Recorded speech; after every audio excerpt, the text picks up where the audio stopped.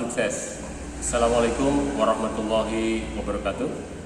Alhamdulillah pada hari ini kita bisa berjumpa untuk melaksanakan kegiatan pengenalan lingkungan sekolah. Bapak ucapkan selamat bagi seluruh siswa baru SMA Negeri Raja Galuh tahun pelajaran 2021-2022. Untuk itu pantaslah kita bersyukur kepada Allah Subhanahu wa taala atas segala limpahan rahmat dan karunia-Nya sehingga kita bisa melaksanakan kegiatan hari ini dengan baik. Marilah kita sampaikan salawat serta salam kepada junjungan kita Nabi Muhammad SAW. Semoga kita selaku umatnya tetap mendapatkan syafaat dari Rasulullah SAW. Anak-anak sekalian, pada kesempatan ini Bapak akan membawakan materi dengan judul parenting, peran orang tua dalam pembelajaran online. Baiklah, kita coba ulas, kita coba uraikan agar kalian sebagai siswa baru SMA Negeri Raja Galuh memahami apa itu parenting. Kalaulah melihat situasi di lingkungan di sekitar kita atau mendengar di media sosial, mungkin kalian pernah mendengar istilah parenting. Parenting adalah ilmu tentang mengasuh, mendidik, dan membimbing anak dengan baik dan benar. Jadi, secara umum, istilah parenting sebenarnya lebih ditujukan kepada orang tua. Nah, namun dalam kesempatan ini, Bapak ingin mengajak kalian untuk bisa memahami dan bisa menentukan sikap bagaimana seharusnya seorang anak ketika menghadapi situasi, kondisi yang berkaitan dengan orang tua kita, orang tua masing-masing. Karena orang tua di rumah merupakan sekolah pertama yang dikenal oleh seorang anak. Mulai belajar berbicara, mulai belajar berjalan, mulai belajar memperhatikan sekeliling, itu yang mengajarkan adalah orang tua. Jadi, orang tua merupakan guru pertama bagi seorang anak di seluruh tempat, di mana saja, termasuk kita. Sehingga sebagai seorang anak perlu memperhatikan, perlu juga mengikuti, perlu juga membuat orang tua merasa bahwa apa pendidikan yang telah diberikan itu bermanfaat bagi anaknya. Nah, selain orang tua, yang kedua yang bisa menjadi lingkungan penunjang bagi pendidikan bagi seorang anak adalah lingkungan masyarakat. Karena setelah di keluarga, kalian tentu akan keluar dari rumah, bertemu dengan teman-teman sebaya di sekeliling, bertemu dengan orang-orang yang ada di seputar rumah.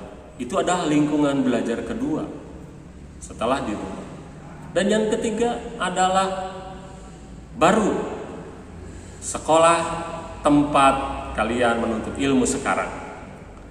Nah, dengan demikian penting sekali adanya sinergi antara orang tua, sekolah, dan lingkungan masyarakat untuk keberhasilan seorang anak. Yang oleh Ki Hajar Dewantara itu disebutnya adalah Tripusat Pendidikan. Nah, baiklah kita coba melihat, kita coba memahami, memperhatikan. Secara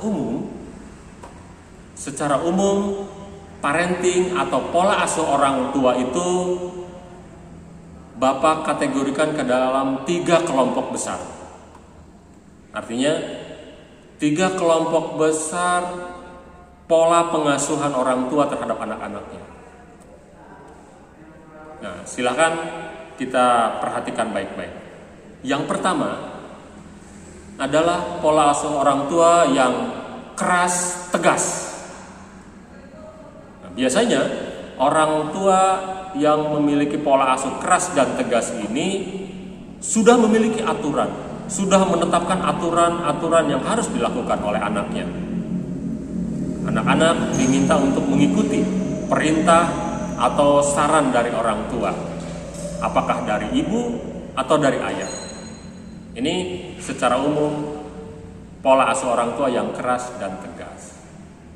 Yang kedua, pola asuh orang tua yang tegas dan mau mendengarkan. Sebagian orang tua menerapkan pola asuh seperti ini. Orang tua sudah punya aturan, sudah punya ketentuan, tetapi mau mendengarkan pendapat anaknya, mau mendengarkan keluhan anaknya, sehingga ada aturan-aturan yang bisa disesuaikan. Ada ketentuan yang sudah dibuat di keluarga yang bisa nanti diubah untuk kebaikan anaknya. Nah, yang ketiga, pola asuh orang tua adalah yang memberi kepercayaan penuh kepada anak-anaknya, sehingga orang tua tidak banyak mengatur, tidak banyak juga mendengarkan keluh kesah dari anaknya. Orang tua sepenuhnya melepaskan. Anaknya mau bagaimana, itu terserah anaknya. Anaknya mau melakukan apa, terserah anaknya. Orang tua percaya penuh, karena anak akan berkembang sesuai dengan kondisinya. Nah, dari 3 pola asuh yang tadi disebutkan, itu masih umum. Dalam prakteknya, dalam pelaksanaannya, tentunya di setiap rumah, gitu kan, di setiap keluarga, ketiga hal itu mungkin ada yang saling mengisi, saling menguatkan. Ada yang pada saat tertentu orang tua bersikap tegas, menetapkan aturan yang harus dilakukan. Tetapi pada saat yang lain mungkin ia juga memberi kesempatan untuk anaknya memberikan masukan, memberikan usulan.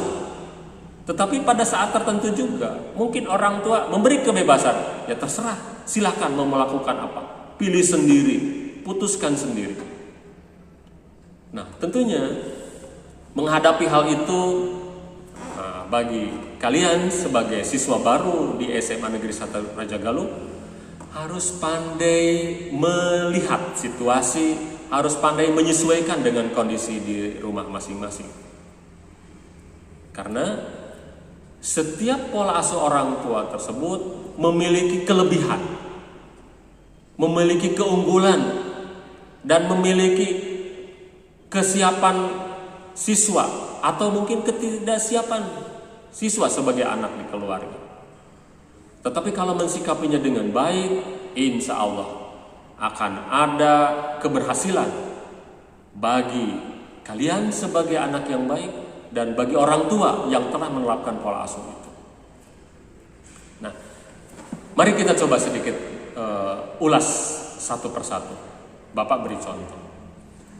Untuk pola asuh yang pertama, orang tua keras tegas, biasanya sudah menetapkan aturan yang harus dilakukan oleh anaknya. Secara naluriah, secara alamiah, kadang-kadang seorang anak tidak senang diatur oleh orang tuanya. Tetapi sadari, fahami, aturan yang dibuat oleh orang tua tentu untuk kebaikan anaknya. Nah, apa yang harus dilakukan oleh kalian sebagai anaknya adalah perhatikan aturan yang dibuat oleh orang tua. Coba cermati, tanya apa manfaatnya bagiku. Jadi tanyakan itu, apa manfaatnya bagiku. Jadi tidak langsung menolak, orang tua saya ngatur-ngatur saja, seperti itu. Tapi coba, perintahnya apa, aturannya apa, tanya apa manfaatnya bagiku. Nah, dari situ tentu akan ada pemikiran, ada manfaatnya atau tidak. Karena orang tua yang sudah menetapkan aturan tentu akan merasa senang kalau aturan yang telah dibuatnya dilaksanakan oleh anaknya. Ketika orang tua senang, pasti akan ada kemudahan yang diperoleh. Apakah mudah ketika meminta sesuatu, mudah ketika memberikan pendapat. Nah, itu yang bisa digunakan atau dilakukan oleh siswa. Nah, kalau yang kedua, orang tua yang tegas dan mau mendengarkan, ini rata-rata lebih disukai. Tetapi bagi remaja seperti kalian, kadang-kadang lebih ingin didengarkan, lebih ingin mengatur juga. Nah, orang tua yang bisa mendengarkan berarti memberi kesempatan kalian untuk berpendapat. Silahkan kemukakan. Tetapi tentunya aturan yang sudah dibuat oleh orang tua kalian bisa lakukan sebaik-baiknya, baru nanti masuk kepada keinginan pendapat sendiri untuk disampaikan. Sehingga tidak ada benturan, tidak ada saling ngotot dengan aturannya, tidak ada yang ngotot dengan keinginannya. Insya Allah akan lebih baik hasilnya. Nah, kalau yang ketiga, ini sebenarnya perlu tantangan dan perlu usaha lebih keras. Yang ketiga itu orang tua memberi kepercayaan sepenuhnya.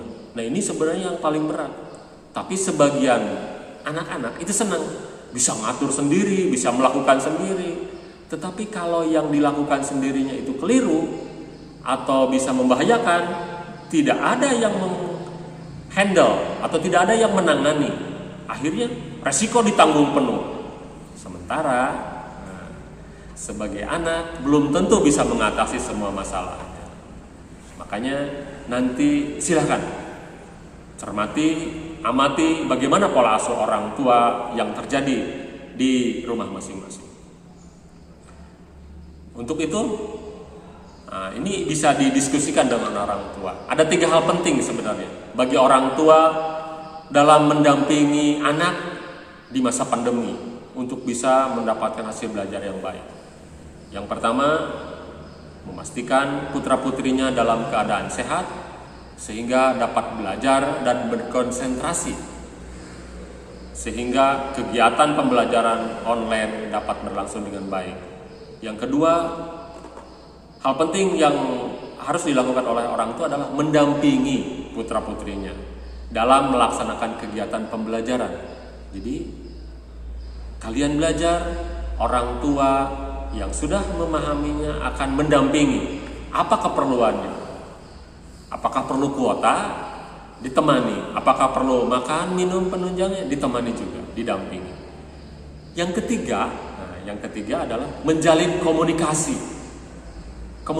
yang baik dengan putra-putrinya sehingga kebutuhannya bisa segera dipenuhi. Kemudian komunikasi yang baik juga antara orang tua dengan guru di sekolah. Apakah ada kekhususan tugas untuk putra-putrinya? Ataukah misalnya ada yang harus dilengkapi? Sehingga kelancaran pembelajaran daring akan lebih menghasilkan perubahan yang lebih baik.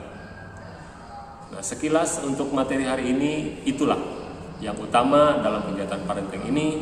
Semoga bisa bermanfaat dan bisa meningkatkan potensi diri yang sudah ada dalam diri kalian. Terima kasih. Billahi taufiq wal hidayah. Assalamualaikum warahmatullahi wabarakatuh.